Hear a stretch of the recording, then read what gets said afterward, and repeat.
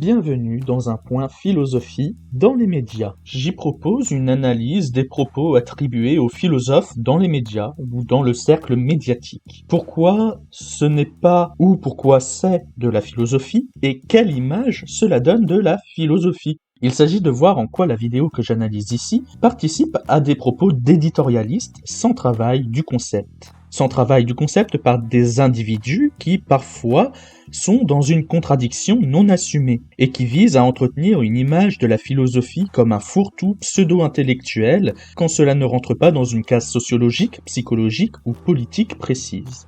Donc la vidéo que je vais analyser ici est une vidéo de la chaîne du Front Populaire qui appartient à Michel Onfray. Cette vidéo s'appelle « Un sentiment de gifle » et elle est parue le 21 juin 2021. Elle dure 6 minutes 46 et je vous mets un lien dans la description. Donc Front Populaire est un projet et une revue de Michel Onfray, philosophe médiatique, réunissant des personnes qui évoquent des sujets d'actualité pour en faire des analyses sous le regard d'idées souverainistes, s'ouvrant pour regretter un manque de souverainisme, c'est-à-dire un manque de pouvoir décisionnaire d'un État dans ses relations internationales. Ici, ce serait pour regretter l'abandon de la population française par l'État qui ne se préoccuperait que de l'application de traités européens favorisant l'intérêt d'un système qui serait trop libéral. Dans une première partie, je vais situer le contexte de la vidéo « Un sentiment de gifle ». Dans une deuxième partie, on analysera les propos de Michel Onfray. Et enfin, je vous proposerai une conclusion. Première partie, un sentiment de récupération. Le titre de la vidéo, un sentiment de gifle, fait référence à deux éléments. Le premier élément, c'est la gifle du président de la République française, Emmanuel Macron, pendant une visite à Tain-l'Hermitage dans la Drôme le 8 juin 2021. La deuxième référence de ce titre, ce sont les propos du ministre de la Justice, Éric Dupond-Moretti, en septembre 2020, qui disait qu'en France, il n'y avait pas d'insécurité effective, mais simplement un sentiment d'insécurité. Voilà, c'était pour répondre à des critiques de laxisme de l'État dans certaines affaires. Ces deux éléments, qui sont les références directes du titre de la vidéo et auxquelles fait référence Michel Onfray dans son propos, sont un peu regrettables, puisque il y a la récupération d'un sentiment d'insécurité comme si c'était un mème vengeur. Donc un mème sur Internet, c'est une image ou une phrase, comme on dit maintenant, une punchline, qui sert à faire circuler une certaine idée ou un certain concept assez simple, souvent sous le joug de l'humour. Le problème est qu'ici, c'est un peu un enfantillage de la raison, comme le dirait Nietzsche, et qui prouve une certaine médiocrité intellectuelle ou du moins philosophique, à moins que ce soit un exercice de cynisme, comme l'aurait fait Diogène. Mais il y a également l'idée, avec le titre de cette vidéo, que Michel Onfray ne va pas vraiment prendre de position. Un sentiment de gifle. Oui, il y a une gifle, mais elle peut être expliquée, mais c'est pas bien d'en mettre, mais en même temps, il y en avait une symbolique du côté du président, etc. Ce n'est pas qu'un sentiment, c'est effectif, etc., etc. On a l'impression que c'est un ni pour ni contre, bien au contraire. Moi j'ai pensé à Le Canuet tout de suite, je me suis dit tiens, Monsieur Canuet on sait pas trop ce qu'il fait là non plus. Hein. Moi j'ai l'impression qu'il a dû être premier dans un concours de circonstances, le Canuet. Pas plus tard qu'il y a pas longtemps. Dans le Poste, ils l'ont interviewé pour la bombe à étron là. Bon. Il a répondu je ne suis ni pour ni contre, bien au contraire. Va savoir ce qu'il pense ce mec-là. Deuxième partie, analyse des propos de Michel Onfray. D'abord, Michel Onfray évoque le point de vue moral. Est-ce bien de gifler ou pas? Il qualifie cela de moraline, terme repris d'une lecture de Nietzsche pour dénoncer la bien-pensance. Donc l'idée que, selon la société, c'est évident que donner une gifle, c'est pas bien. C'est un passage rapide où il n'y a pas grand-chose à dire puisque c'est quelque chose de convenu. La moraline n'est pas un objectif philosophique. La suite laisse à penser qu'on va faire de la philosophie. Michel Onfray se demande comment, qu'est-ce que cela explique, la gifle? Ce sont des questions d'analyse. Quoi, comment, pourquoi? C'est ce qui est à la base de la philosophie. Ainsi, le philosophe reprend le fait, la gifle avec le déroulement de l'événement. Mais il y a déjà dans l'analyse du jugement. Au-delà du fait, cela montre a priori, que l'explication ne sera pas philosophique et que ce sera un propos de la justification du fait en fonction de la posture des différents protagonistes de l'affaire. C'est-à-dire qu'ici, on a la description d'un homme perturbé et un peu limité, puisque Michel Onfray insiste sur la voix du gifleur qui aurait Mein Kampf chez lui, qui aurait loupé ses études de thanatopraxie, avec au passage un jugement sur le fait que les personnes qui choisissent cette voie sont plutôt marginales. Nous avons de l'autre côté la description d'un président de la République tête à claque, qui aurait cherché à provoquer par son attitude avec le mépris de classe via la description de sa tenue vestimentaire qui dénote avec la population dite des territoires, ainsi que par ses actions politiques depuis des années qui ne vont pas dans le sens de la protection de l'intérêt des citoyens français. Que cela soit vrai ou pas, ce n'est pas le sujet ici. Ce qui est pertinent dans la description, c'est l'après-fait, puisque c'est à ce moment que l'on voit effectivement une manipulation médiatique. On apprend des choses sur le gifleur, il y a la défaillance du service d'ordre censé prévenir ce genre d'événements, etc., etc. Mais cela participe à l'évidence et à la moraline que l'auteur semblait vouloir écarter. Le propos est confus à certains égards, parce qu'il y a le jeu argumentatif de la justification de la gifle avec l'idée que le président de la République aurait perdu le respect dû à la fonction présidentielle, surtout à cause de son comportement et de sa communication, que l'on n'imaginerait pas de la part d'un présidentiable. On peut penser aux photos avec des personnes torse nu, condamnées et faisant des doigts d'honneur. On peut penser à des vidéos avec des humoristes et anecdotes vides de sens politiquement, etc. Ainsi, le président non respectable n'est pas respecté, et cela a pris la forme concrète de la gifle. Le problème est qu'ici, le respect n'est pas pensé ni défini, c'est de la moraline. Le respect, c'est une mise à distance des individus, tant au niveau physique que symbolique. Entre hommes et femmes, on a des codes.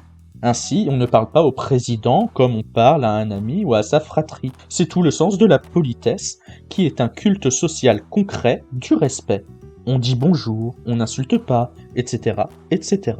Entre ces propos, le philosophe va redire que gifler, c'est pas bien, sans pour autant analyser la gifle, ce qu'elle est, comment elle est provoquée, pourquoi. La gifle n'est que justifiée. La gifle est qualifiée de signe d'échec, et sera, dans la suite du propos, rapprochée des gifles symboliques du président envers la population délaissée. Œil pour œil, comme on dirait. Pour Michel Onfray, une gifle montre que la personne n'a pas d'argument, mais ce propos n'est pas justifié. Ainsi, la violence serait ce qu'il y a de pire. La gifle est présentée comme une crétinerie vengeresse. En réalité, la gifle est un signe des limites de notre démocratie représentative. Évidemment que frapper des gens n'est pas ce qu'il y a de plus acceptable, mais nous avons beau mettre en avant la raison, le dialogue, etc.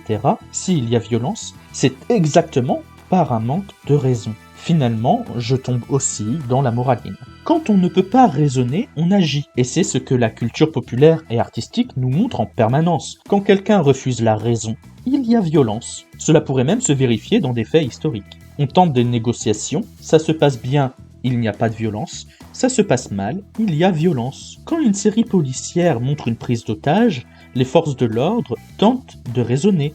Si cela fonctionne, il n'y a pas d'usage de la force. Si cela échoue, le suspect est immobilisé, voire tué. Ici, la gifle montre le non-respect, a priori, du président envers les outils démocratiques. Les manifestations de gilets jaunes réprimées dans la violence, alors que la manifestation est un droit et un outil de notre démocratie. Le manque de légitimité aux élections, puisqu'il y a une absence de changement, ou trop peu de changement dans la politique gouvernementale, suite aux défaites électorales des élections municipales, montrant un vote sanction de la population qui ne s'est d'ailleurs pas beaucoup déplacé. Il y a également eu la gestion de la crise sanitaire avec l'aspect des limitations temporaires des libertés et avec une importante répression au niveau des manifestations et des amendes à payer. Il y a également le taux d'absentéisme des députés de la majorité présidentielle ou encore le recours aux ordonnances pour faire passer certaines décisions. Il y a le mépris des outils démocratiques raisonnables. La population ne pouvant pas se faire entendre par la raison, cela donne un recours à la violence. C'est un schéma qui conduit à penser que l'on ne peut pas négocier avec des personnes qui refuse la raison et le dialogue. Voilà ce que représente la gifle. Et évidemment que c'est une forme de vengeance. Elle est hors du droit et ne dépend que de l'arbitraire de ceux qui commettent l'acte de la gifle, comme le montre l'analyse du terme de vengeance par Hegel dans ses méditations. En réalité, le gifleur peut avoir des arguments, mais si personne n'est capable de les entendre, il devient effectivement un gifleur. Michel Onfray va comparer cet événement à d'autres violences commises contre De Gaulle. Évidemment, les raisons politiques de la gifle reçue par le président Macron ne sont pas les mêmes, ni même le coupable de la gifle qui est dépeint comme un marginal. Cela n'a pas beaucoup de sens, puisque ces informations ne seront pas utilisées dans la suite. L'auteur répète presque à chaque minute que la gifle c'est mal, et à la 4e minute, il va la comparer aux gifles symboliques du président, comme on l'a expliqué à l'instant avec le mépris des outils démocratiques.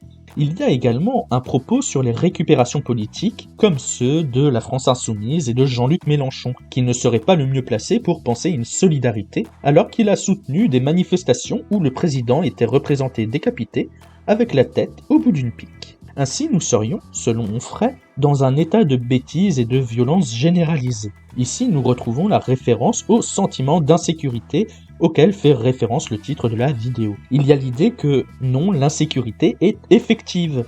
Ce n'est pas un sentiment. Malgré les propos du ministre Dupond-Moretti, les gens agressés ne trouvent pas de réponse à leurs plaintes. Ici, c'est une technique argumentative qui montre que la gifle vécue par Macron est tout aussi réelle et concrète que l'insécurité vécue par la population française. Il y a ici le résultat de toute une observation de violences qui ne sont pas de l'ordre du fantasme. Cette vidéo, un sentiment de gifle, est un agrégat supplémentaire de ce que Michel Onfray répète dans tous les médias, sans réelles analyses philosophiques.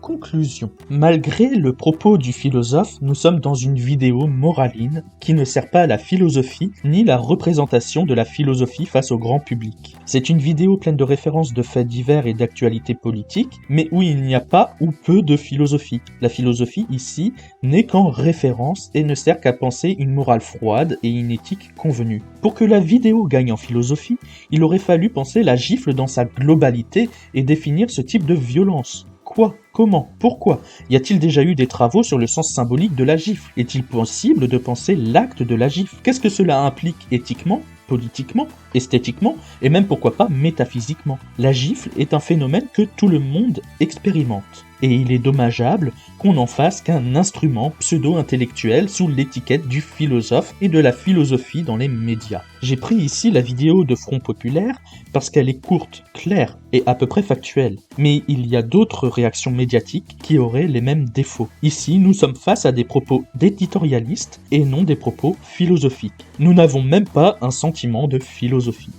Désolé, je palabre sur la philosophie, mais c'est le but de ces points Philomédia. Merci pour votre écoute et à bientôt.